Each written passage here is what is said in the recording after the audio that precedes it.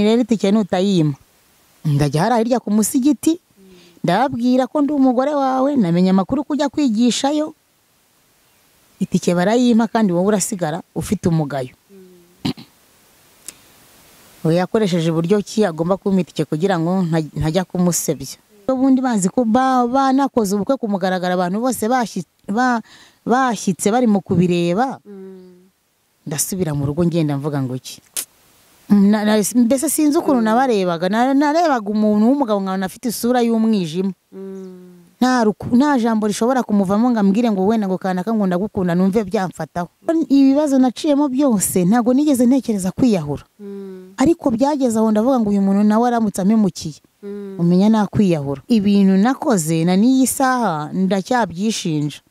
Inumvaga narabwiye umutima wanjye n'Imana ko nta umugabo wundi nyuma yaho nshatse bikanga nta mugabo wundi nzigera nongera kwambarira ubusa.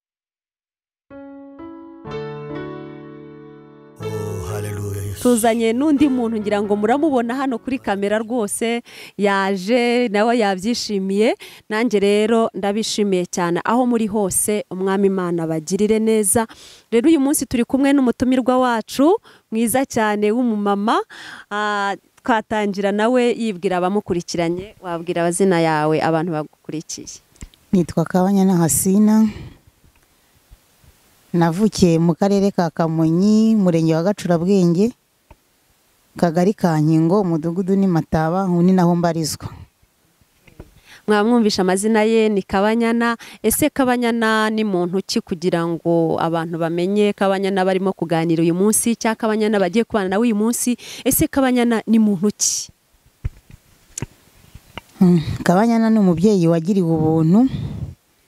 Ko impamvu mvuga ko nagiriwe ubuntu nshimishwa no kuba nitwa umubyeyi, ko hari igihe kinini namaze Ntazina mfite.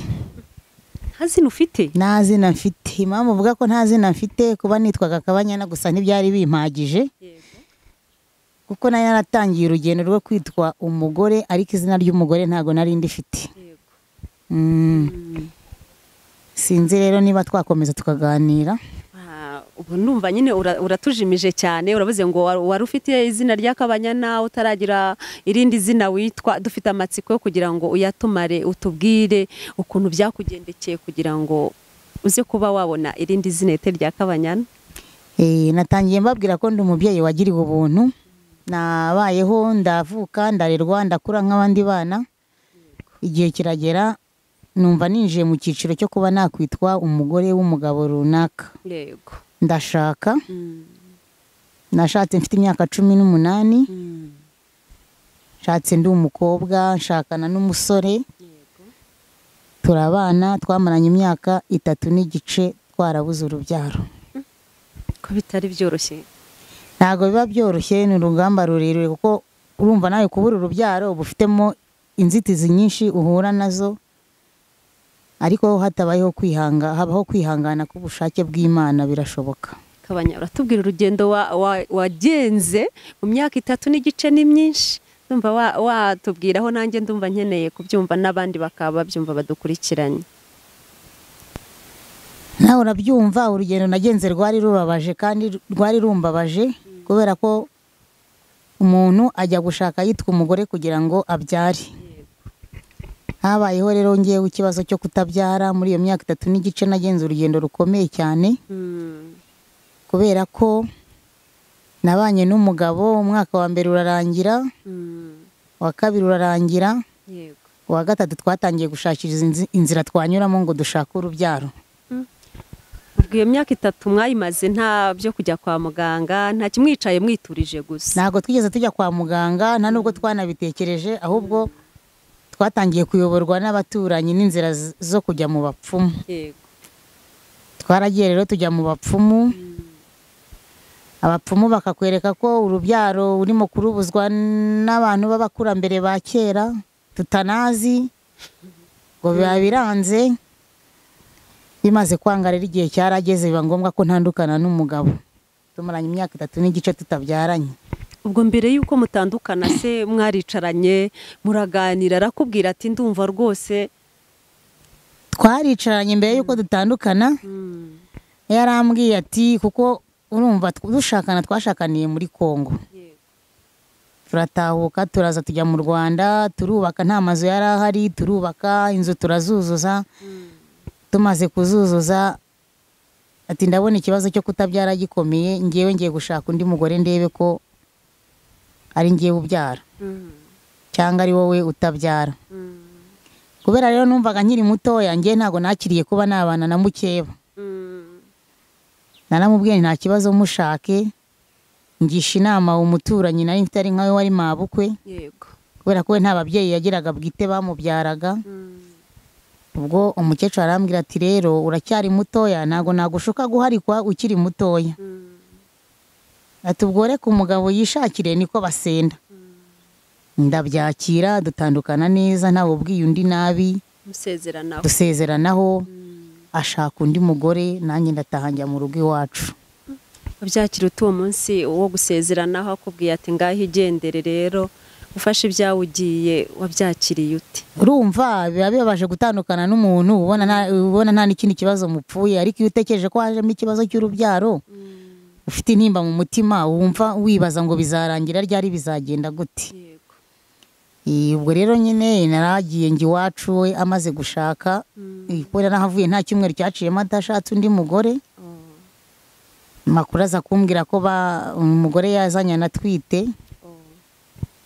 Urumva nanjye nagize ikibazo gikomeye cy'uko ari ngewe utabyara. Wahise wimagine uti byanze bikunze burya ngewe utarabyaraga. Ubwo rero naje kwicara mu rugo, biba ngombwa ko nanjye ntekereza gushaka undi mugabo. Nagiye ndashaka, ngiye gushaka ahantu bita mu Gacurabwenge, ndahaba imyaka 6 niyo namaranye n'umugabo twari kumwe, turabana, ariko tubana mfite ikibazo cyo kutabyara.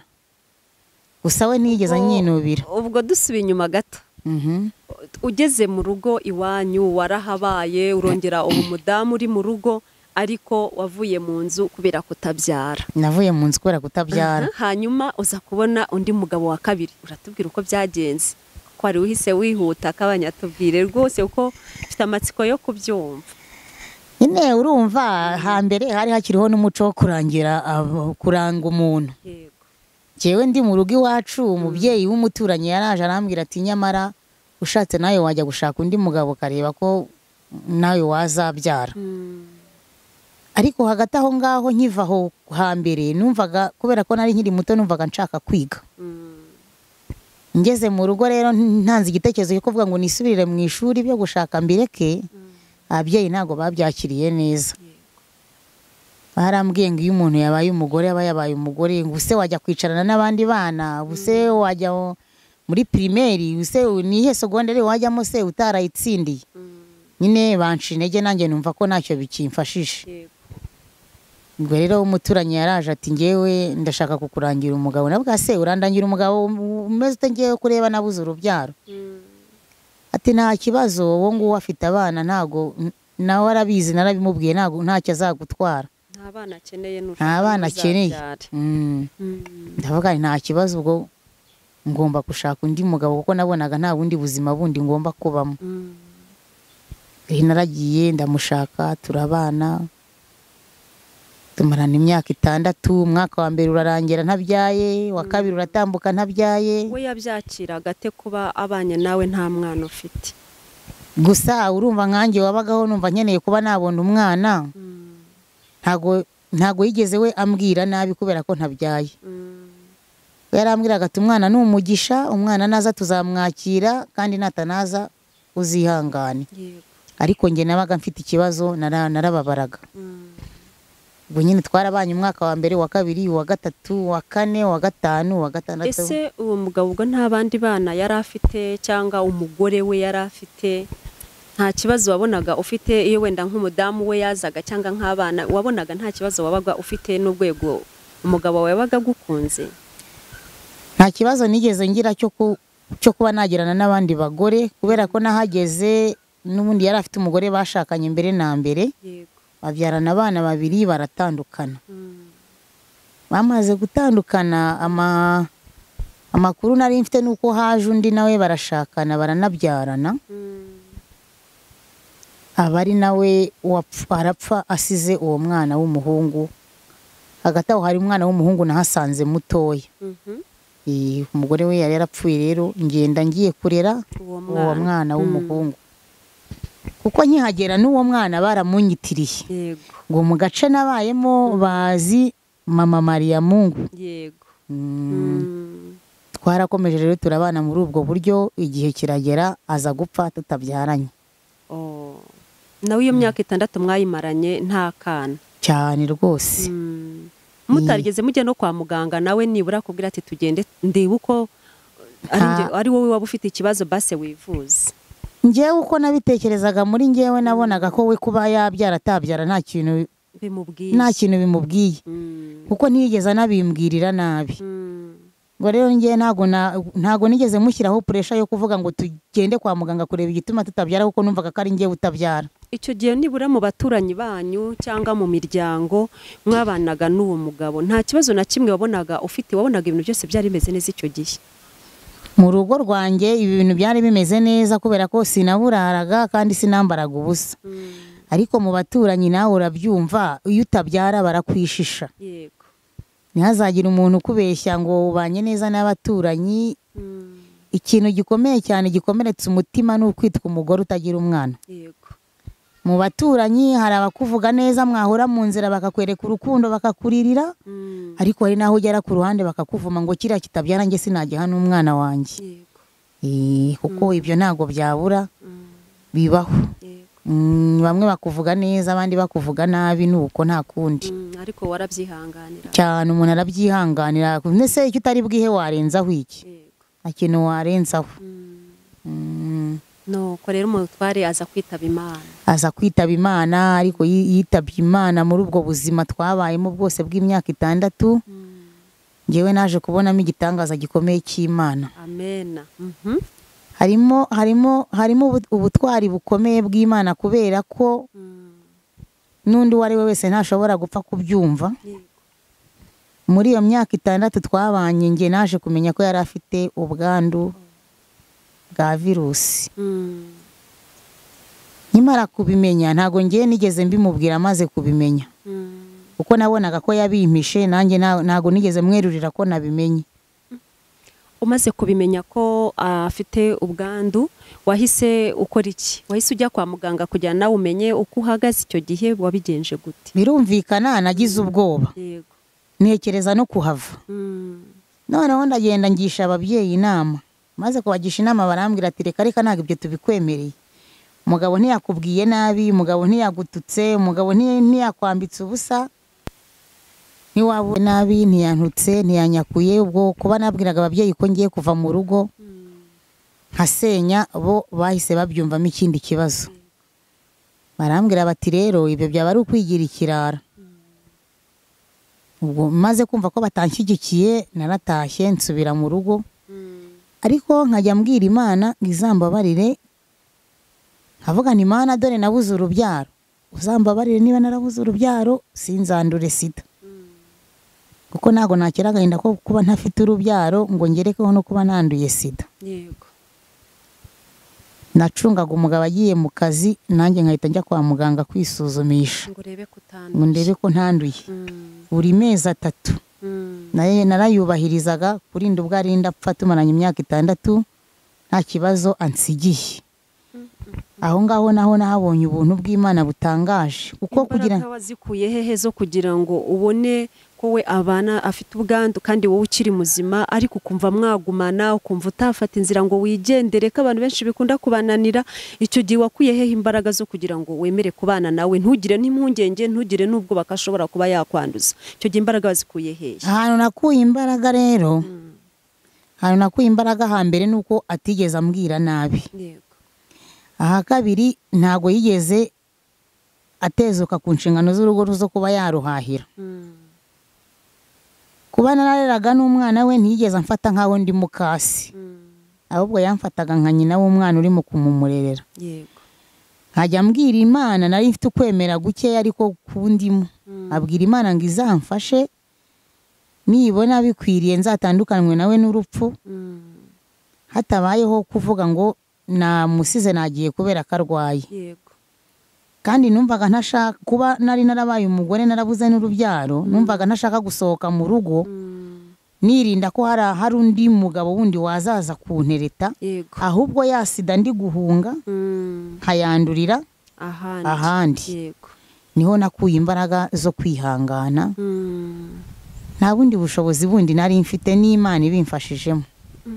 Yewe warakoze n'ukuri, warakoze kwihangana ukemera kubona ko afite icyo kibazo, ariko warangiza ukemera kumurwaza, ukemera kubana nawe. Sinzi nimbora maze kubimenya wambwiye uti narabicecetse sinabimubwira, ninjye kukubaza ikibazo kivuga ngo ese nibura base wajya kumwibutsa kuba yafata imiti kugira ngo ayinywere n'igihe, kugira ngo ube umurwaza we neza, cyangwa nawe kubera gutinya kubikubwira yayinywaga yihishe rimwe na rimwe kugira ngo nawe utazabimenya. Ngiye naje kumenya amakuru ko imiti ayinywa yihishe kugira ngo ntazabimenya, kubera ko rimwe naje gutinyuka ndamubwira ariko wazaretse tukajyana kwa muganga kwipimisha. We nago yarambwiye ngo nta mwanya yabona. Mpita mbona ko afite ikintu ari kunkinga, nanjye muhisha ko nzi ko arwaye. Nkajya mbwira Imana gusa ngo izambabarire, nibona ntakwiriye urubyaro ntizatume nandura sida. Kandi ntekereza ko Imana yabikoze mu bubasha bwayo na n'iyi saha. Warakoze cyane, wabaye umudamu w'intwari kwemera kubana n'umutware wawe wamaze kumenya neza ko arwaye atarabikubwiye, ndetse ukemera kumubabarira, warangiza ukemera no kumurwaza kugeza yitabye Imana. Warakoze, Imana iguha umugisha. Dukomeze rero urugendo rwacu amaze kwitaba Imana, mumaranye imyaka 6, kongera kuri ya myaka 3 y'umugabo wa mbere n'igice mwamaranye umaze 9. Ese icyo gihe byagenze gute umutware amaze kwitaba Imana?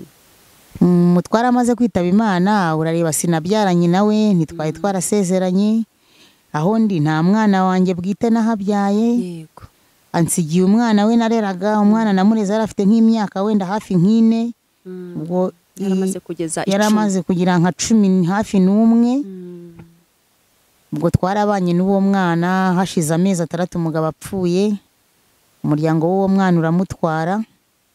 Ngiye mpita mbona ko ari bwo buryo bwo kunyirukana, kuko nta wigeze ambwira nabi, ariko nabonye ko ari bwo buryo bwo kunyirukana mu kinyabupfura. Hagati aho ngaho ariko kugira ngo batware uwo mwana havutsemo ikibazo. Urabona yapfuye ari umushoferi. Hari amafaranga yari mu ishyirahamwe rya Tarako, hari amafaranga yatangwaga umuntu amaze gupfa. Ayo mafaranga kubera ko ari nge wari wanditse ku mpapuro ze, nubwo tutari twarasezeranye, ariko yaranshyize ku byangombwa byo mu bwishingizi bwiwe. Amafaranga rero yarakurikiranywe, amafaranga aza kuboneka, ariko aboneka mbifashijwemo n'undi muntu. Ntashaka kuvuga izina kubera impamvu z'umutekano wanjye n'iz'iwe. Yego, nta kibazo. Amafaranga abonetse asohoka, wa muntu ashyiramo ngo ibyo bita komisiyo, araribwa. Twari twabikuje 400, ariko haza kugaragara 5. Urumva nkanjye sinari nzi iby'umujyi, sinari mbimenyereye, ariko aho nagiye kuyabikuza njyanye n'uwo muntu ndahazi. Arangije arambwira ati komisiyo nayo ni 200, nawe ukuremo 5, bamukuremo 50 y'amatike wagiye ukoresha, noneho umuryango tuzawereka 150. Ndagenda ndaryama mbitekerezaho, nkurikije n'isano yari hafi y'uwo muntu naho mu muryango nari nsigaye. Ndavuga ni ibi bintu nintabivuga bizankoraho. Umugabo yapfuye atarankoye, nindamuka ngiye iwacu ntasobanuye iby'aya mafaranga, kandi hari abana be bagomba kuyabonaho, bashobora kuzankurikirana nk'umuntu wariye abana, ugasanga baje kugurisha agasambu k'iwacu. Ndavuga ntabwo ibi bintu nabiceceka.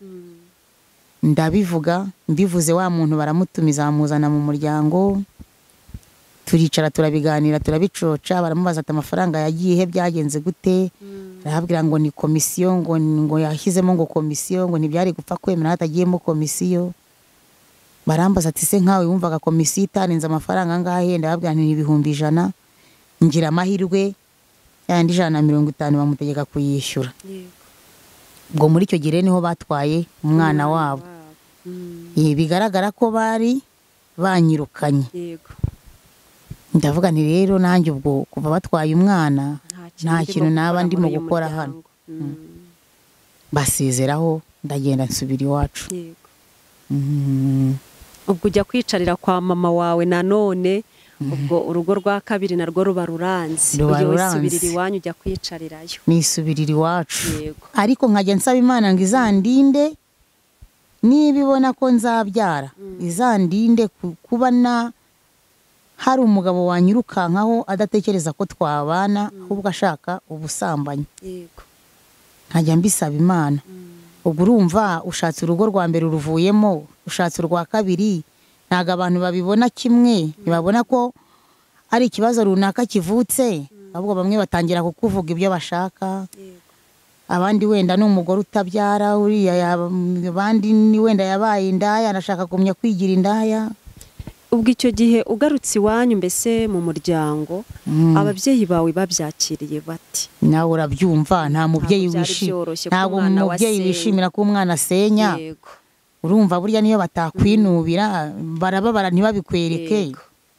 Ariko burya habayeho kwitwara nabi bana bigucyurira. ubwo rero urongera wicara aho ngaho? Yongera nicara iwacu ndatuza. Ariko muri uko kuva aho ngaho nari narashatse bwa kabiri, yego nahavuye hari undi mugabo uri kundambagiza. Kuko numvaga nshaka kwitwa umugore w'umugabo, ashaka kugera ku musozi hanze ngo nzitwe indaya. yego Muri Isilamu rero, ariko twihuse nshaka uwo mugabo wa kabiri, ntago nari umusilamu. yego Naje kuba umusilamukazi 2003, twarashakanye muri mu 2001. Kubera numvaga mfite ikibazo cyo kutabyara, nkajya nkunda gutega amatwi mu nyigisho batanga. Hari n'ibiterane bajyaga bakora. Urumva hahandi hambere habayeho kujya mu bapfumu kuraguza ngo urashaka urubyaro. Mupfumu wa mbere tumuvuyeho, tugiye kuwa kabiri byose biranze. Bigeze aho nza kumva amagambo avuga ngo Imana yubahisha uwishaka yego ikanasuzuguza uwishaka, yego kandi Imana niyo itanga byose. Ndangije muri icyo gihe mbwira mama ngo ntazigere hagira umuntu ongera kumurangira umuvuzi runaka ngo agiye kumvuza. Nihagira ukurangira umuvuzi, ubwo ngubwo iyo miti uzareba wishyira ntuzayime. urangije uba umusilamu gutyo? Mba umuyisilamu gutyo 2003. Ndamvuga ngo nta nzira nimwe nzongera kunyuramo ngo ngiye gushaka urubyaro. yego Nzicara ntegereze icyo Imana izakora. ubwo wakurambagije rero uva muri urwo rugo rwa kabiri nawe yari umwisilamu? Ari umuyisilamu. yego Ari umuyisilamu wigishaga hafi, kuko nabaga hafi y'umusigiti, yigishaga ku musigiti wo mu Gacurabwenge. Ndavuga nti ubwo ayo mahirwe yo kubona umusilamu wigisha w'umwarimu abanyakuye, kandi azi neza ko nari mfite umugabo n'ubundi akaba yarapfuye, nkaba ntanabyara, ntago kunshaka, ntago namwitesha.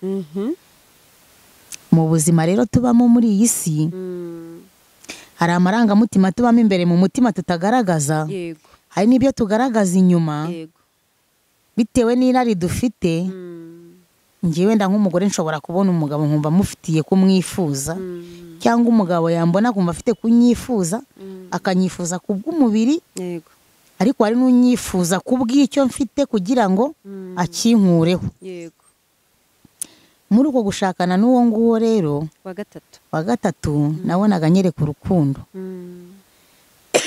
Ariko urukundo yanyerekaga rwari rurimo amarangamutima y'irari ry'isi, ariko simbibone. Ko yambwiraga ngo kubera Imana, nkumva ko ari ukubera Imana nyine, nanjye numvaga nararangije kwakira ko gahunda zose zitangwa n'Imana. Ndavuga nti nashatse umugabo wa mbere simbyaye, nshatse uwa kabiri, reba imyaka tumaranye simbyaye, se noneho ndasubira mu rugo nitwa iki? ndavuga ni reka mbyakira uko biri mwemerere. Ariko sinigeze ndeba kure ngo mbanze ndebe nimba hari undi mugambi agambiriye. Kubera urukundo yakundwaga, numvaga nanjye ngiriwe ubuntu bwo kuba najya muri abo bantu yaba akunze cyangwa nanjye nkamukunda. Nafashe. Kandi nagatekereze ko niba naranayabonye hari icyagiye ku ruhare rw'abana. Duke najyanye hari ubwo yumvaga ko yose nkiyafite, sinzi uko yabitekerezaga. Dupanze ubukwe turabanye. Tumaze kubana nta minsi myinshi nigeze mbana nawe. Nawe yari afite umudamu icyo gihe n'abandi bana. Yari afite umugore n'abana, kuko tujya no gusezera, twasezeranye mu murenge. Abana baramubaza ufite abandi bana, ati ndabafite. Ese barambaza wowe abana urabemera? Nti ndabemera. Abana babatwandikaho, ariko umugabo yari afite irari ry'amafaranga. Ko naje kubona nyuma ko atari afite urukundo rwo kuba yabana nanjye. Amezi menshi rero twabanye, ko ndibuka neza twasezeranye ku itariki 5 z'ukwezi kwa 12, 2007. Mu kwezi kwa 6 kwa 7, 2008 ntago nabanaga nawe. Yari yaransize ahantu twabaga aragenda. None najya muhamagara akambwira ati nagiye gushaka amafaranga, ndi mu isoko runaka ndimo ndacuruza aha naho. Igihe kiragera rero, hari abasiramu bari bagifite urukundo muri kiriya gihe. Ariko ngira ngo n'ubu ngubu hari abarufite. Ntago nciyeho iteka ko batarufite, ariko iyo utekereje imibereho ya kera ukareba n'imibereho iri iki gihe, usanga hari icyahindutse. Usanga abantu benshi bakurikiye inyungu z'isi kuruta kuba bakurikira inyungu z'abantu. Muri icyo gihe rero hari abantu bangiriye impuhwe, Imana izabahe iherezo ryiza. Bangiriye impuhwe, bari bazi uburyo uwo mugabo yanshatsemo n'uburyo nari imaze gupfusha uwo nguwo. Bamaze kubona ko yantaye, baricaye baraganira. Umwe ati ngewe nzamuha itike, undi ati nge nzamwandikira urwandiko rwaho azamusanga. Ko najyaga muhamagara akambwira ngo nagiye mu kazi, ngo ndimo ndacururiza aha n'aha.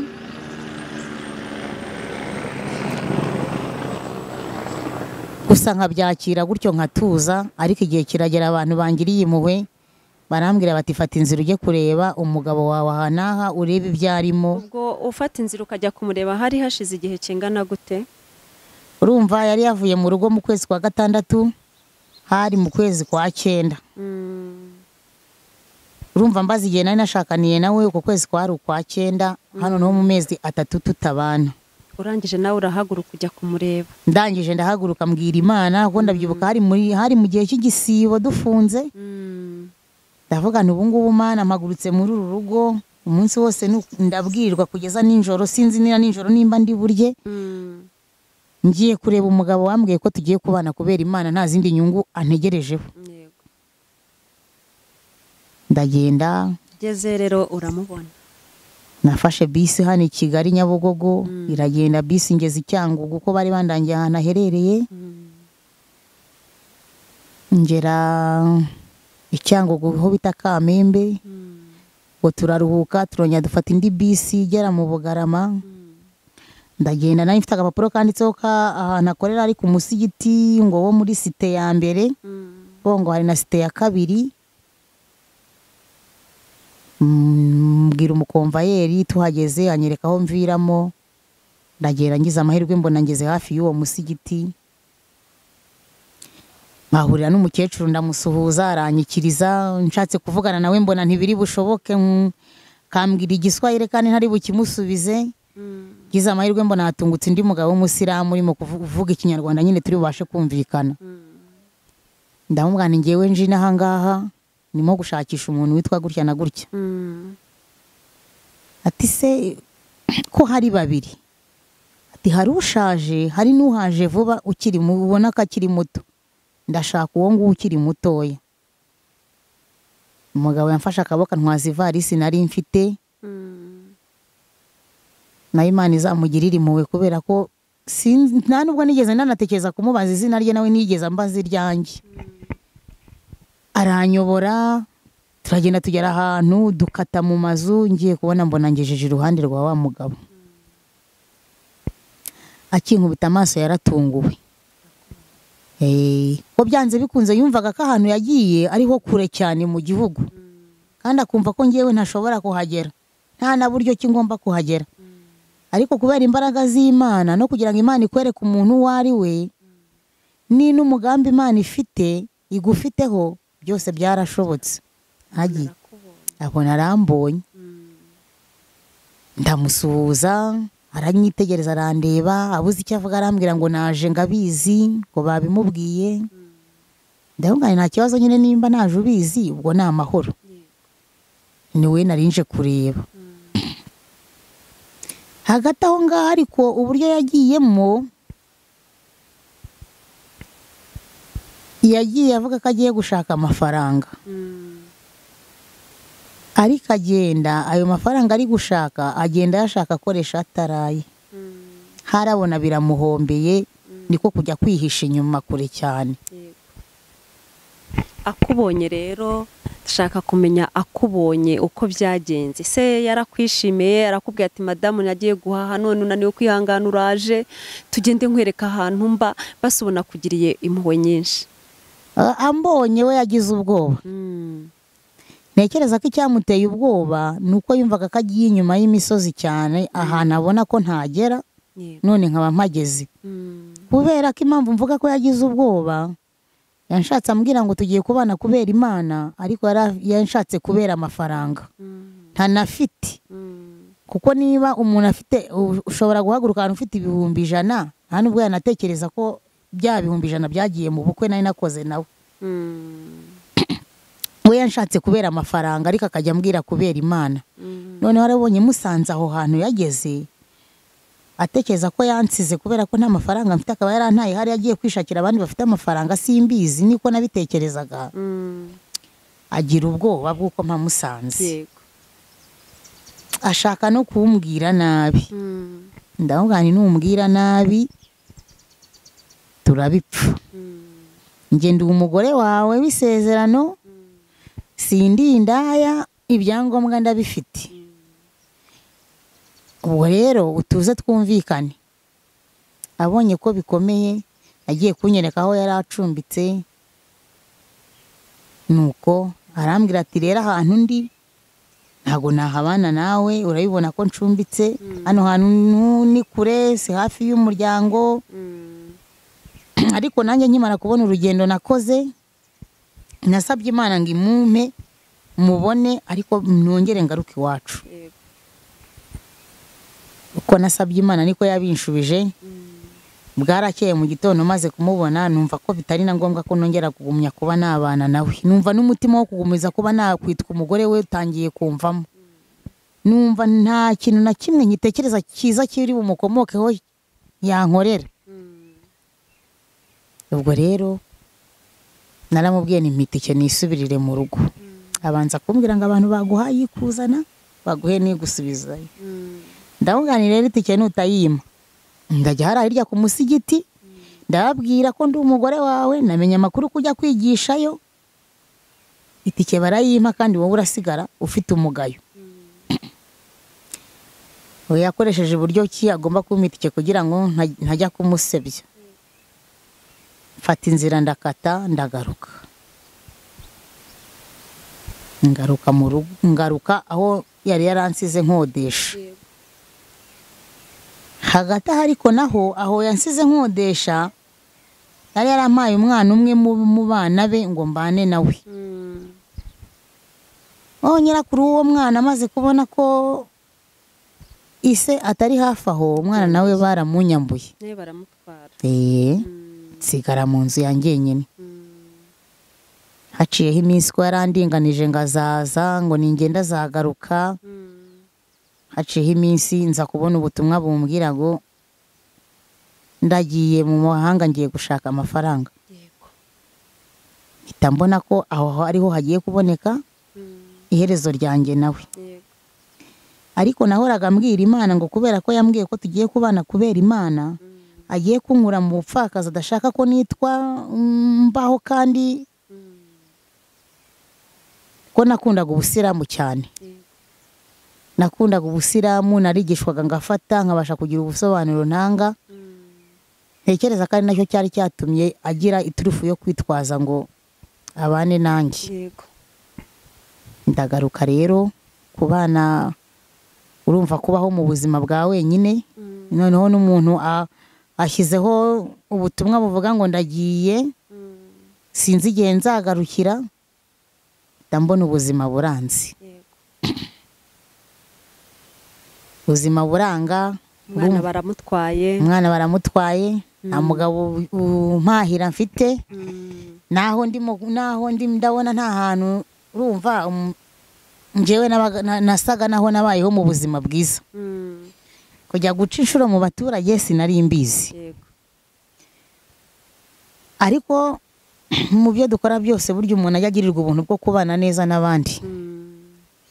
Kuko mu buzima nabayemo, uwo wa kabiri amaze gupfa, bwanyigishije kujya mu isoko.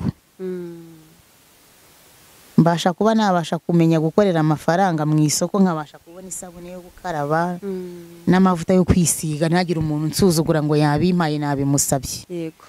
Mbaho muri ubwo buzima rero, n'ubundi narakomeje, n'uwo amaze kunta narakomeje.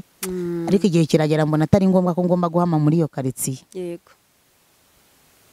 Kubera ko icyambabazaga gikomeye cyane, twari twarasezeranye dukora ubukwe ku mugaragaro, ariko yarinze agenda tutarasubirana iwacu. Yego. Nkavuga ubu nzahinguka hehe? Nkavuye ejo bundi bazi ko banakoze ubukwe ku mugaragaro, abantu bose bashyitse bari mu kubireba, ndasubira mu rugo ngenda mvuga ngo iki? Konje guti? Mpita niga amayeri yo kuza mu mujyi wa Kigali. Iwacu sindi busubireyo. Ntago nigeze ntekereza gusubirayo, nafashe ibintu ndabizinga bishoboka. Ibyo mbona ntahaye agaciro cyane mbyohereza kwa mabukwe, ibindi ndabizinga mbyohereza mu rugo iwacu. Mfata ivarisi nshyiramo imyenda yanjye, nzi Kigali.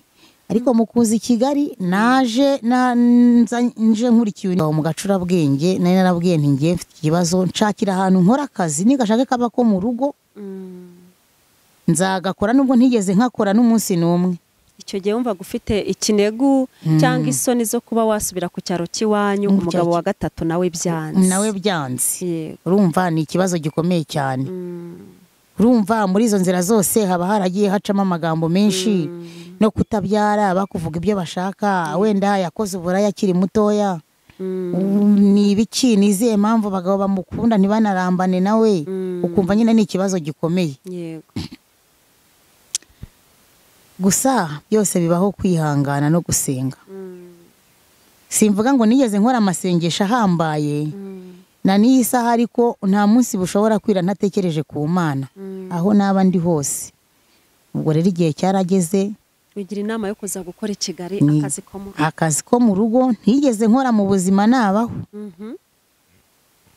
Nkajya ntekereza, ariko ubundi ninakabona nzabigenza gute? Ese nzategekwa n'umuntu runaka, nanjye narigeze kwiyoborera urugo no kwifatira ibyemezo? Nzemera nce bugufi. Ariko kubera ko nari mfite icyo nshaka, naraje akazi ndagakora. Ndagakora nkakorana umubabaro. Warabimenye se ubwo uhageze koko? Ntabwo byari byoroshye gukora akazi ko mu rugo. Urabona akazi ko mu rugo n'ubundi ni nk'ako wakwikorera iwawe mu rugo. Yego. Niba ari ugufura, ikintu cya ngombwa ni isuku. Ikintu cyakugoye cyane ukigera mu kazi ko mu rugo, utaba wenda imirimo waba warakoze wasanze utari warigeze ukora iwawe, ikintu udashobora kuzibagirwa mu buzima bwawe wahuriye nacyo mu kazi ko mu rugo ni ikihe? Ikintu ntazibagirwa mu kazi ko mu rugo nahuriyemo nacyo, cyahoraga kinandiza kigatuma nsaba Imana cyane, ntekereza ko ari nayo mpamvu Imana hari yanshubije, ni ugufurira abana. Gufurira abana nabitekerezagaho, nkahita mvuga ngo Mana, niba ubona bikwiriye ko ndi gufurira abana bundi muntu wazambabariye nkafurira n'uwanjye namubyaye yamvuyemo nkamufurira ko najyaga numva mama hari ukuntu baca umugani ngo umwana wundi ngabishya inkonda noneho urabona mu gufura uhuriramo n'ibintu byinshi ibyo byose rero iyo nabirebaga naravuga ngo mana wazambabariye uyu murimo nkora nkawuvamo nanjye ngiye gufurira umwana wanjye mbaho muri ubwo buzima. Ariko wagakoraga wumva wishimye iyo wabaga uri mu kazi, wabaga wumva unezerewe? Ntago nigeze nezerwa. Mvuze ko nanezerewe naba mbeshye. Mvuze ko nanezerewe ndi gukora ako kazi ko mu rugo naba mbeshye, kuko n'Imana irabizi uko nari ndiho yarakurebaga nuko nabaga meze yarakurebaga. Sinigeze numva nishimye kubera ko naje kugakora nihishaga gusubira mu cyaro cy'iwacu bitewe n'ukuntu nari maze guta ibiro byinshi. Urumva uruvugo rwari rwabaye rwinshi. Umva nari narapfushije umugabo w'umushoferi, wowe nta n'umuntu wa gatatu nta muntu wamukomantagaho cyane kubera nta minsi myinshi twamaranye. Uwo twamaranye iminsi myinshi ni wowe umushoferi, kandi tutiriwe tubica ku ruhande abagore b'abashoferi babaho neza. Urumva rero iyo ibintu bihindutse buri wese arakuvuga. Yamenyereye kubaho neza, yamuhahiraga, ntiyago yaryaga arushye, ntiyarazi guca inshuro, azazica hehe, ninde uzamuha akazi. Ibyo byose byaguhuriraho rero bigatuma uhangayika cyane. Nubwo utereka mpunga iki cyaro cy'iwacu rero batazanyota reka nigire mu rugo. Rwose ndagihunga icyaro ndaza njya mu mujyi. Kazi ko mu rugo ndagakora kubera ko ntigeraga nishima. Ba nyir'urugo babonaga ko ari imirimo yamvunnye. Banyongezaga buri kwezi kugira ngo ntahava. Bakagira ngo wagaye amafaranga. Bakagira ngo nagaye amafaranga. Ko n'abantu babaga muri icyo gipangu, cyari igipangu kigari, n'abantu bakibagamo. Uwo musaza yacumbikiraga abantu b'abasore n'abagabo gusa, nta mugore yacumbikiraga n'umugabo. Nta n'umugore runaka winjiraga muri icyo gipangu kereka iyo umusore runaka urimo cyangwa umugabo runaka yamubeshyaga ko ari fiyanse we bari kurambagizanya. Habaga harimo sekiriti. Ariko mbeshya na ba nyir'urugo bantangira ubuhamya, nta mugabo n'umwe muri icyo gipangu nigeze ngirana nawe imishyikirano, kandi bari bahari kubera ko numvaga umutima wanjye warazinutswe ikintu cyitwa umugabo. Aho hantu tumye mpatekereza cyane. Hari ukuntu umuntu ujya kubona ukabona umukozi uramufite, buri kimwe cyose wakimukoreye, wamuhembeye igihe, yewe ntiwanamubwiye na nabi, ariko ukabona ntajya yishima. Ukibaza ikibazo afite bikakuyobera, ko se wa mugani yagaye amafaranga. Naho kumbi hari ukuntu umuntu aze gukora akazi ko mu rugo afite ibikomere nk'ibyo ngibyo, avuga ati reka ngende ngakore nta kundi nabigenza. Cyane rwose. Nawe niko byari bimeze muri iyo minsi? Niko byari bimeze. Noneho nanatekereza ko ndi gukorera undi mugore, kandi nawe urundi mugore, kandi nanjye ndi undi mugore, kandi we ntiyarabizi, nari narabibabwira. Kandi narigeze nanjye kugira agaciro ko kuba nagira uwo ntuma nanjye akankorera. Noneho ibyo bintu nkumva bigatuma ntishima, hahora mfite umujinya. Ariko noneho nakubitana amaso n'uwitwa umugabo we bikarushaho, umushiha ugatongora. Ubwo rero igihe cyarageze, umubyeyi wo muri urwo rugo ni umwana mwiza cyane, Imana izamugirira impuhwe. Tuza kugirana ikibazo, ariko cya kibazo kiza gutuma habonekamo n'inzira zo kumubwira ibyanjye. Turaganira, kuko rimwe ndibuka naje gukora ikosa, mubwira ijambo ariko ndimusabira imbabazi. Ko nakoze amakosa, nafatishije imbabura nteka igikoma kimaze gushya sinayizimya, njya guhaha nzi ko ndi bubanguke, ngeze ahantu ndatinda. Ngarutse ambwira nabi, ambwiye nabi za kamere irabaduka no kuba ntekereza ko ndi gukorera umugore nanjye narigeze kuba umugore. yego Kamere irabaduka nibuka ijambo nigeze kumubwira hari we niba atanaryibuka zarimbabarire ko ndumva nararimusabiye n'imbabazi. Nahise mubwira ngo ariko wari uzi ko Imana yaguhaye ariyo yanyimye. yo Nza kwicuza nyuma ko nabamubwiye nabi ariko bituma nza kumubwira n'impamvu nabimubwiye. yego Ubwo noneho biba ngombwa ko tuganira. Ngati niba ari nayo mpamvu uhora ufite umujinya rero n'umutima mubi, ibyo bintu uzabifashe hasi nta kintu byakugezaho. Turaganira nyereka uburyo bwose abagabo atari babi. Ngenda namubwira ko nagize n'ikibazo cyo kubura urubyaro. Arambwira ati niba Imana yararuguhaye n'ubundi uzabyara, yego kandi niba ntarwo ufite uzikuremo umutima mubi n'ubundi, kuko niba Imana itarabigennye ntago uzabyara. yego Ni nayo mpamvu aka kanya nshimira Imana yuko nabashije kugirirwa ubuntu bwo kuganira nawe, ngira ngo mbwire ababyeyi, kuko nge bita ababyeyi kuko nabo barabyawe, cyane babyawe bifuza nabo kuba ababyeyi. yego Umuntu utegereje uri mu kigeragezo cyo kuba ategereje kubyara, yego byanze bikunze umugambi w'Imana ntago ujya uva ku isi utawushohoje. Niba uzabyara uzabyara, ugomba kwihangana imyaka runaka sinyizi, ariko iyo utazabyara nyine ubwo n'Imana ibizi impamvu, gusa usaba imbaraga zo kwihangana. yego Ko hatabayeho kwihangana wakora ibintu bibi. Iyo umuntu atabyara ku giti cye, niyo nta wundi ubimutekereje waritekerereza. Icya mbere mu buzima nabayemo natinyaga kujya kureba umwana wavutse. yego Umuturanyi iyo yabaga yabyaye, ngewe ntabwo najyaga kureba umwana we. Nahitaga ntekereza nkavuga ngo baravuga se ko ari impuhwe zitumye nza kureba umwana, yego cyangwa baramunyima bavuge ngo kiriya bwo kitabyara ni ikigome. yego Nsubiye inyuma gatoya aho nabagaho mu gacurabwenge kuri wa wundi wapfuye, nari mfite mukeba abagabo bavaga indimu. Yarabyaraga agahita ambwira ati ngwino urebe umwana. yego No yambwira ngo ngwino urebe umwana, nkabanza nkabitekerezaho. Nkavuga se ubu ni ukunkunda, ni ukunyishima hejuru, nkihangana kubera ko nta kindi kibi yabaga yambwiye, nkihangana nkagenda, ariko nkagenda ngewe ntanezerewe. N'igihe cyo gukingiza umwana cyagera akambwira ati ngwino ujyane umwana kumukingiza, nkagenda mfite ubwoba n'agahinda mvuga ngo uyu mwana narira ndabigenza gute. Nagera aho abandi babyeyi bateraniye bari guha abana babo ibere, cyangwa barimo no kuvuga ukuntu babyaye, uko batwise, uko inda zabariye, nge nkifuza ikintu kiri buhite kinkura aho ngaho ako kanya. Urumva kubaho utegereje urubyaro utazi ngo nzabyara ryari, ni ibintu bikomeye cyane. ntabwo byakoroheye, ntabwo byigeze binyorohera. uri mu rugo rurimo umudamu n'umugabo, kandi uje uri umugore uvuye mu rugo rwe rwananiye cyangwa umutware yigendeye, uri mu rugo rurimo abana nyamara nawe nta bana ugira. Ese aho hantu ntabwo byari byoroshye, ariko Imana yabanye nawe. Imana yabanye nanjye, kandi andi mahirwe ngira nakwiratana. Ngewe kuva niga kumenya ubwenge nari mfite impano zo gukundwa n'abana.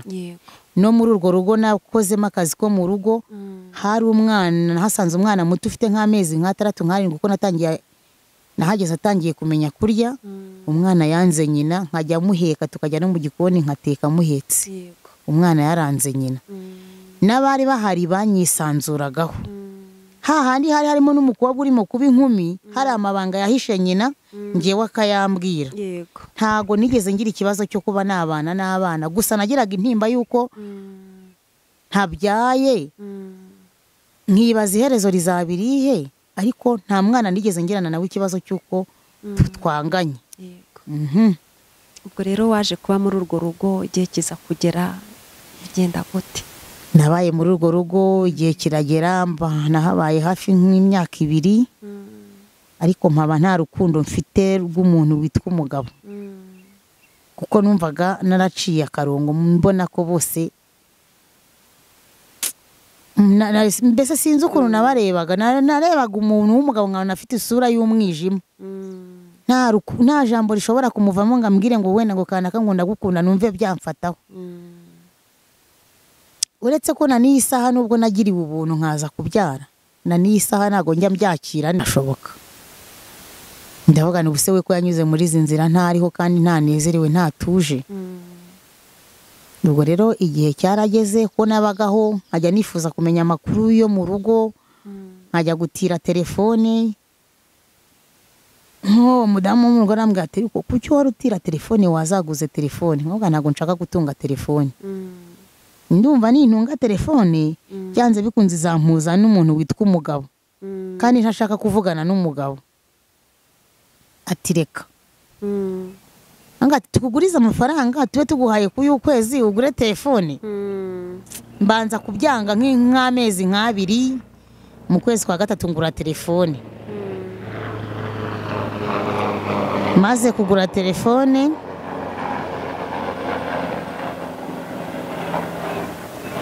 igihe cyarageze, urabona ntushobora gutunga telefone ngo uyitunge wihamagara.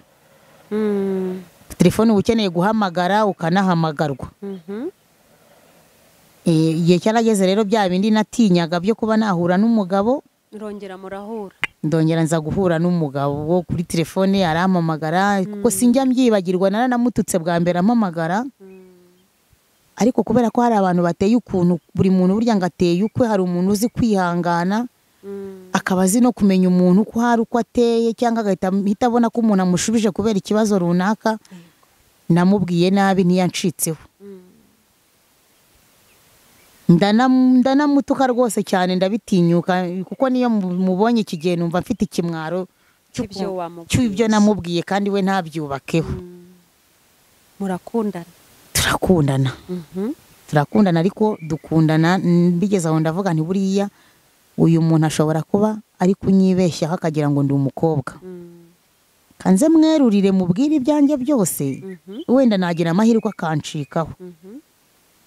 Ndavuga ariko ubundi wari uzi n'ikindi, njye si ndi umukobwa ahubwo ndi umugore, yemwe wanashatse inzira irenze imwe, nabuze n'urubyaro. Tushatse wandeka. Ubwo rero ndumva nta kindi kintu unkurikiranyeho. Arambaza ati se ntari umuganga wigeze akubwira ko utazabyara? Ntawe wabimbwiye. We ahita nandusha n'ubwenge, arambwira ati ubwo wabona waragiye mu bapfumu. Ndavuga n'abapfumu rwose twabagiyemo, ni kuko ariko njye nari nkiri muto, sinjye wijyanaga, ni nayoborwaga n'abakuze, naragiye ariko byose ntacyo byamfashije. Ati buriya rero witonze wazabyara. Ndavuga ndamusubiza sinzabyarana nande ko nta mugabo nshaka, nta n'uwo nzongera gushaka. Ese ubwo nzaba ndi Bikira Mariya? Wenda ubwo wazasanga nanjye nzayisama ku bwa Bikira Mariya. Aranyihora arambwira ati ibyo nibyo wivugisha, ubwo uribeshya. Turakomezanya tugera nubwo dupanga kubana. Urumva ntago umugabo bwo byarangiye niyakiriye, noneho kubera ko namubwije ukuri akanga kuncikaho, urukundo ruraza, wumva urongera uramukunze. Numva ngize umutima wo kongera gukunda. Kandi nkunda kubera ko nawe yarunyerekaga. Ariko byakoma gatoya nkasubira inyuma, nkahita nibuka wa wundi wambwiraga ngo kubera Imana. Nkahita ntekereza ngo uyu muntu ni nirekura akazamera nawe akazampemukira, nzabigenzane. Ko ibibazo naciyemo byose ntago nigeze ntekereza kwiyahura.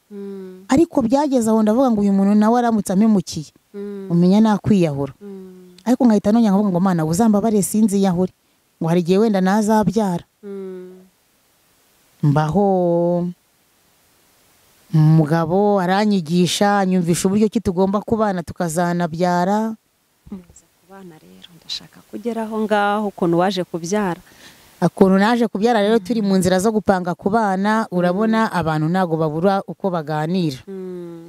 Turimo gupanga kubana twaje kubonana. Nsama inda. Ngisama ntabizi ntanabyitayeho, ntatekereza ko nshobora gusama. Ko numvaga ari ibintu nibagiwe ntagishyira ku mwanya. Igihe kiragera noneho ndicara ndatekereza, ariko se wa Mana we noneho ndatwite. ntago nigeze ntekereza ko ntwite. Naravuze ngo imyaka nabayeho ko nta kwezi na kumwe k'umugore nigeze nirenza, noneho se no kuba najya mu kwezi urabinyimye. Ngibazaho bintera ikibazo, nigira inama yo kujya kwa muganga. Njya kwa muganga hariya kwa Nyiranuma mu Biryogo, asanga umudamu turaganira, ndamutekerereza nyine uko numva ubuzima bumeze. Arangije arambwira ati se waretse tukagufata ibizami tukareba kutwite. Ntugase njyewe ndatwite hari umugabo ngira? Nta mugabo mbana nawe. Ndamuhakanira pe, ko numvaga ko ibyo nakoze cyari icyaha nakoze kidateze kuzavamo umusaruro, kuko nubwo twatekerezaga kubana turimo kubipanga, ariko numvaga nakoze ikosa ryo kubonana nawe kandi tutarabana. Nuko muganga aragumya arampendahenda rwose, bifata umwanya munini kugira ngo nange ibizami. Urabitanga rero? Ibizami ndabitanga, ibisubizo biraza, arambwira ati uratwite. Ariko ntiyahise abimbwira, yarabanje aranyitegereza cyane bitewe n'uburyo twaganiriye. Arambwira ati se ko wambwiye ko nta mugabo ufite utanabonanye nawe, none ko utwite byagenze biti? Hari we ngiye ntekereza ko ari we yahise atekereza ko wenda naba narafashwe mu buryo ngewe ntazi. Ndamubwira nti yewe ntireka nkubwize ukuri rero, noneho ntago nimba ntwite niba nanatwite simbizi. Ni kuko ibintu nakoze na n'iyi saha ndacyabyishinja. Numvaga narabwiye umutima wanjye n'Imana ko nta umugabo wundi nyuma yaho nshatse bikanga, nta mugabo wundi nzigera nongera kwambarira ubusa. Twabana nkaba umugore n'umugabo, nza gushituka naryamanye nawe tutarageza ku mugambi wo kubana. Ubwo rero niba ntwite Imana izi impamvu natwaye iyo nda. Arambwira ati se kutishimye? Ndamubwira nti rero reka nkubwize ukuri, niba nishimye niba ntishimye ntago mbizi. Ni uko ndumva ari ibintu ntashushanya muri ngiye ko bishobora kuba byangeraho. Arambwira ati birashoboka, niba ntago mbyumva neza. Icyo gihe aranambaza ati se ko utwite umuntu wa mbere wabwira iyi nkuru nziza nindi? Ndamusubiza nti nabibwira mama, kuko nabonye nsaba n'abantu bagifite ababyeyi babo ko bagomba kujya babaha agaciro cyane. Kuko mu buzima tubamo, papa ni byiza kuba twaba tumufite, simvuga ko nawe atagira umumaro, ariko niba hari umuntu uvunika mu buzima ni umubyeyi w'umugore. Kuko niba n'abapapa bavunika we ntago abikwereka, bishobora kumubabaza ariko we ntabikwereke. Ariko umubyeyi w'umugore ikibazo kigeze ku mwana we kiramubabaza, kikamuhangayikisha cyane. Nuko rero wakira inkuru y'uko twite? Nakira inkuru y'uko ntwite, mpita numva n'akazi ko mu rugo ntagomba kongera kugakora. Ndavuga nti icyari cyaratumye ntinjira mu muryango ni uko nari mfite igisebo cy'uko nashatse inshuro nyinshi cyane, narabuze urubyaro, noneho ndatwite. Wa mugabo rero uhita umubwira uti noneho naranasamye? Yarambwiraga ngo ninjye kwa muganga, n'ubundi nkabyanga, nkanga kubyumva kuko numvaga nta gaciro bifite. Ndamubwira ariko ntuzi ko mfite inda? Ikintu yanshubije yarambwiye ngo ariko njye nari mbizi nuko nari narakwihoreye. Nuko yahise ansubiza. Ndamubwira none se tubigenze gute? Nyine urumva twapangaga kubana, numvaga ko ngiye kuhita mubwira ngo tugende mu rugo, tugende kubana birangire.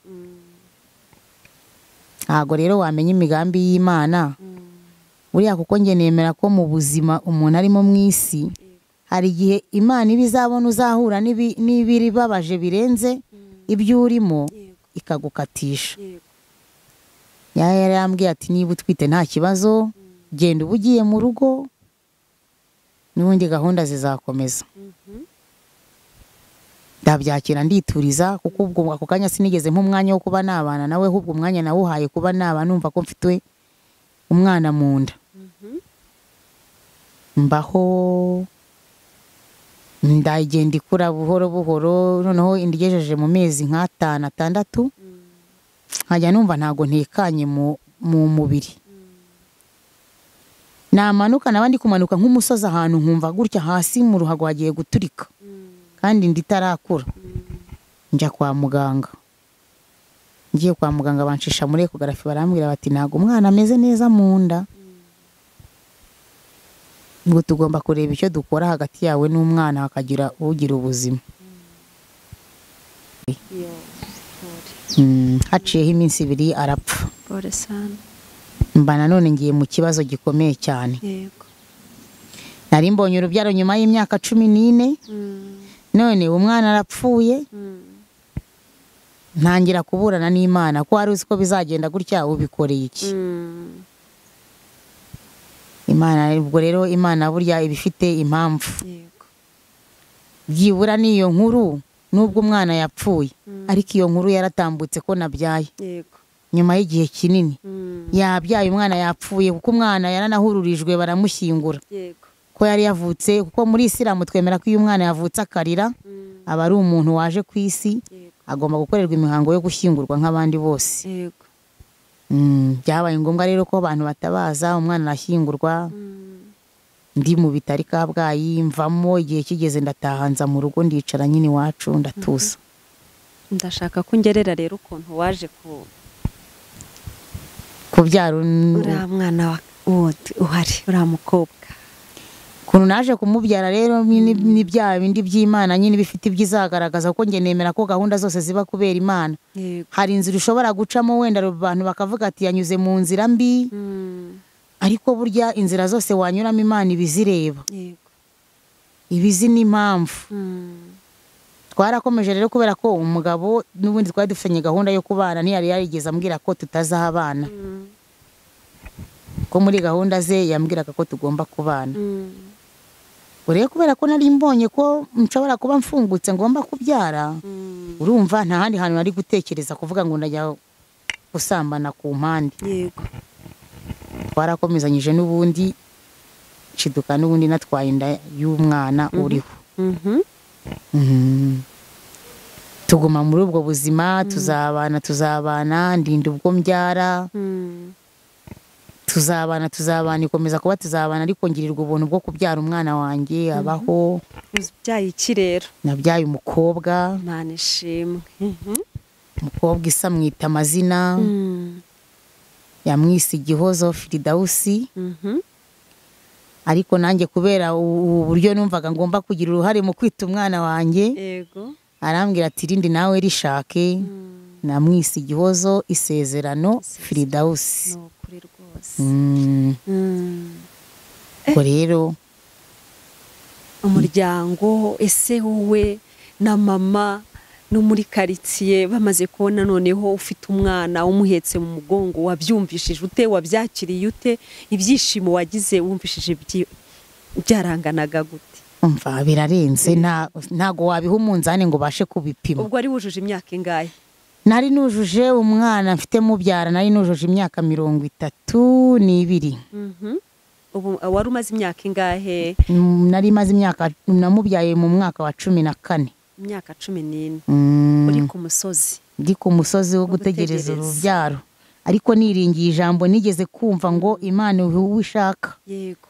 Kuko nari narabyishyizemo nkimara kuba umusiramu 2-3, nahise numva ko nta zindi nzira na zimwe, kandi niko kuri. Na niyi saha nta handi hantu ushobora kuncisha ngo hari umuntu runaka nzakuraho icyo ngo ikitunga ubuzima, ngo hari umuntu runaka nzakuraho ngo amafaranga. Reka. Ubu isezerano afite igihe kingana gute? Isezerano yujuje imyaka 10. N'umwana w'umukobwa? Umwana w'umukobwa yujuje kuri 14 zo kwa 12. Ntago urongera kumukurikiza? Oya, ntago ndongera kumukurikiza. Ubwo nabwo ntago nzi by'Imana irimo gutegura. Ubu uyu munsi witwa mama Isezerano? Nitwa mama Isimba, hamagara mama Igihozo. Mama Igihozo. Niyo mpamvu natangiye nkubwira ngo ndi umubyeyi wagiriwe ubuntu bwo guhindurirwa amazina. Yego. Kuko icyo gihe ntarabyara nitwaga Kabanyana. yego Ni Kabanyana. Nibyo byo kuvuga ngo Hasina, kuko urumva nkiri umukirisitu nitwaga Dorosera. Reka yari Kabanyana, nta Dorosera nta Hasina. yego Ariko iyi saha nshimira Imana ko bampamagara Mama Gihozo. Mama Gihozo. Yemwe ni ukuri pe, Imana yacu ihindura amazina, Imana yacu ifite imbaraga, Imana yacu irashoboye. Ni ukuri pe, Imana yo mu ijuru yagize neza kuko yakuyeho izina rya Kabanyana, uyu munsi akaba arimo kwitwa Mama Gihozo, ndetse akitwa Mama Isezerano. Ni ukuri nawe wahindurirwa izina, ndabizi neza kuko dufite Imana ihindura amazina. Imana irahari ihindura amazina rwose, ikagukura ku cyavu ikakwicaranya n'ibikomangoma.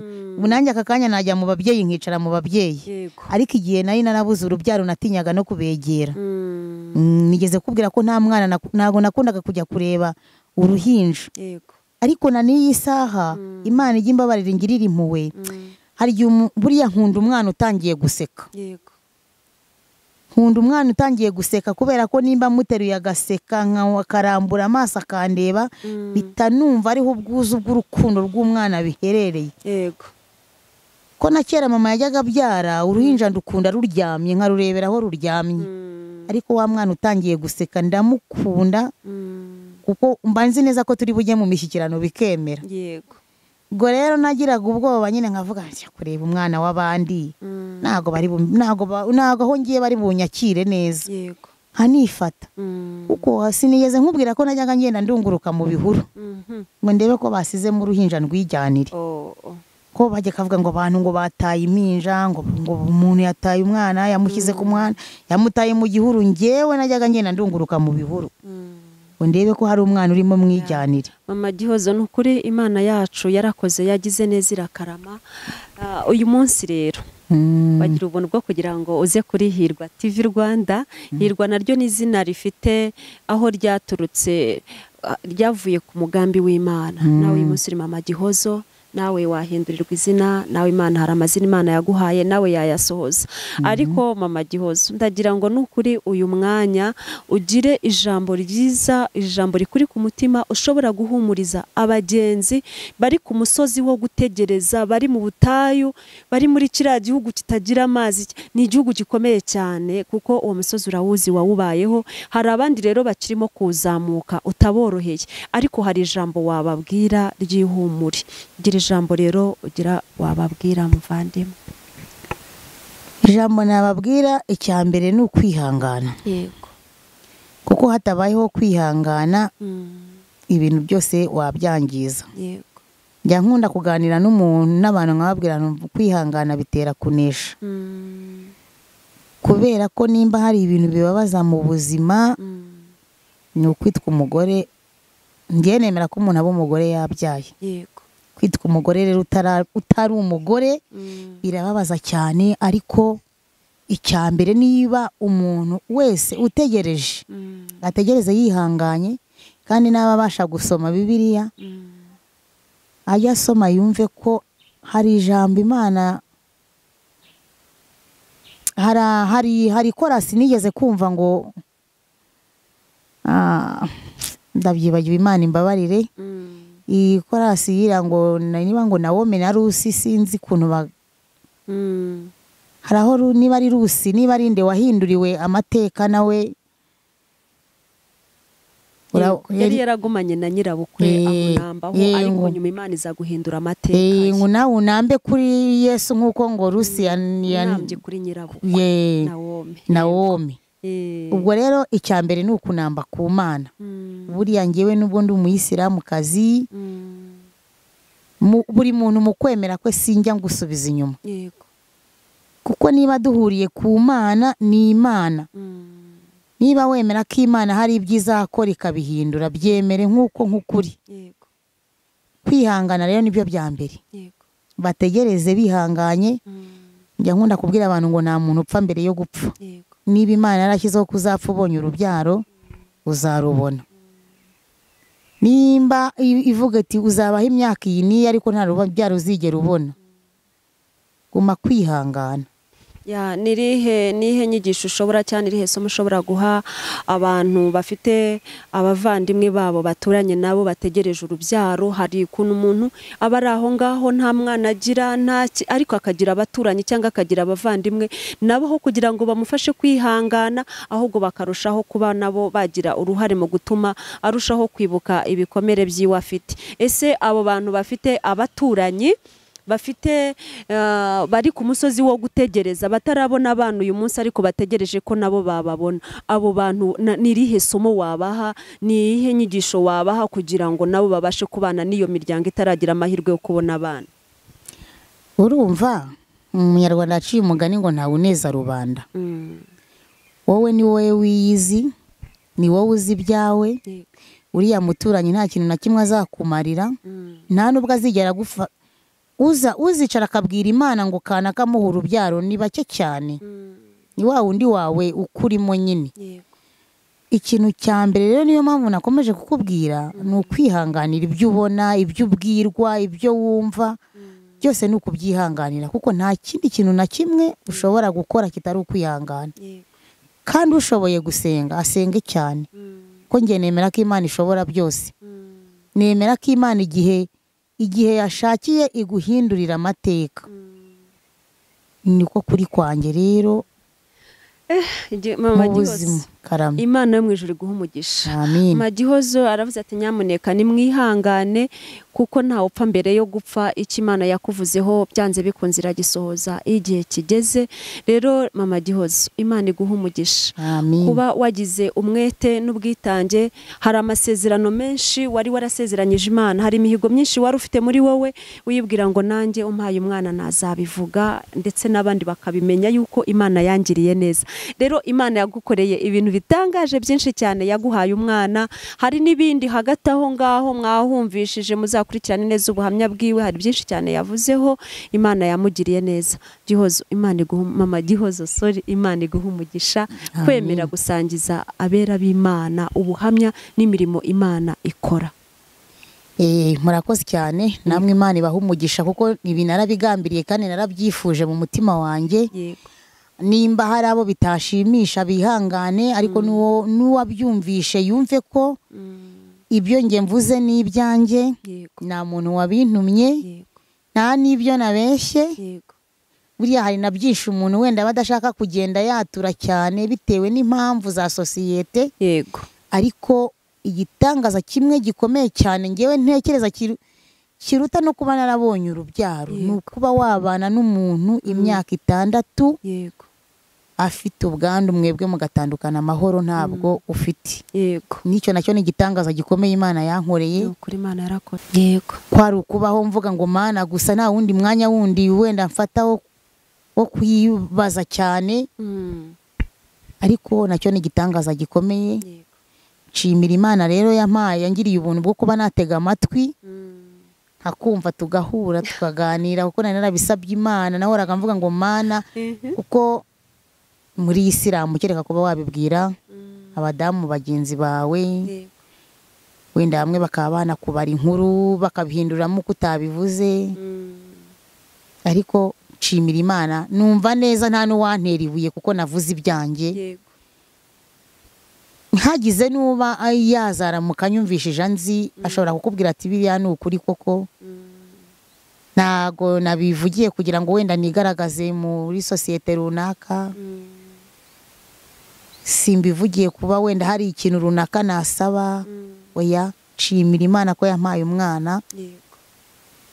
Kuba nitwa bamamagara ntambuka hakaba hari umuntu wamagara Mama Gihozo biranyubaka cyane. Kandi wigeze kumbwira ngo ikintu nabwira abantu bategereje kuzabyara.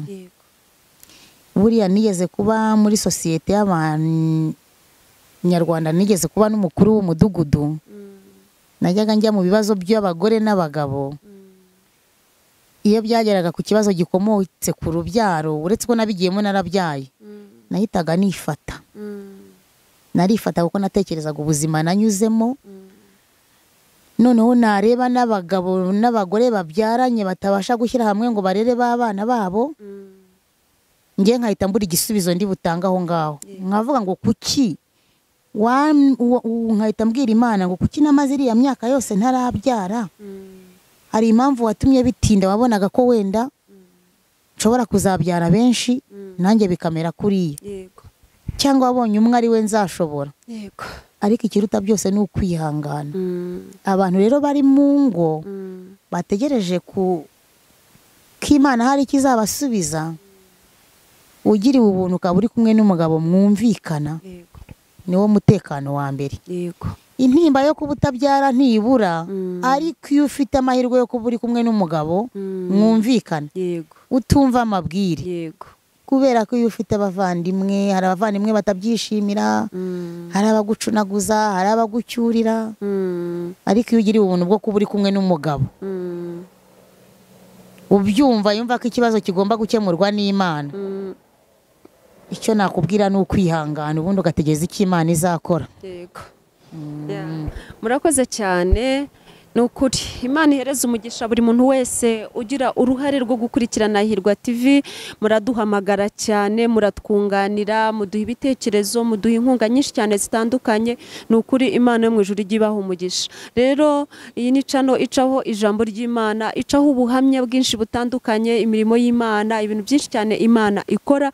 Nawe ushobora kuzabikurikira ukavuga uti ariko nanjye numva nazatanga ubuhamya, nazavuga ibintu Imana yankoreye. Ibintu Imana ikora ni byinshi, Imana ibyo yakoze cyangwa ibyo Imana ikora ari ugutanga abana gusa. Hari n'ibindi byinshi ikora. Ishobora kuba yarakubakiye inzu, ishobora kuba yarakugabura ishonje, ishobora kuba yaragukijije wararwaye. Ni byinshi cyane Imana ikora, ariko nawe ukumva uvuga utera ariko nanjye numva Imana yanjye nayihamiriza.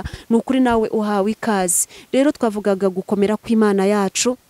Imana yacu irashoboye, Imana yacu iracyakora, uko yari iri kera n'uyu munsi ntaho yagiye.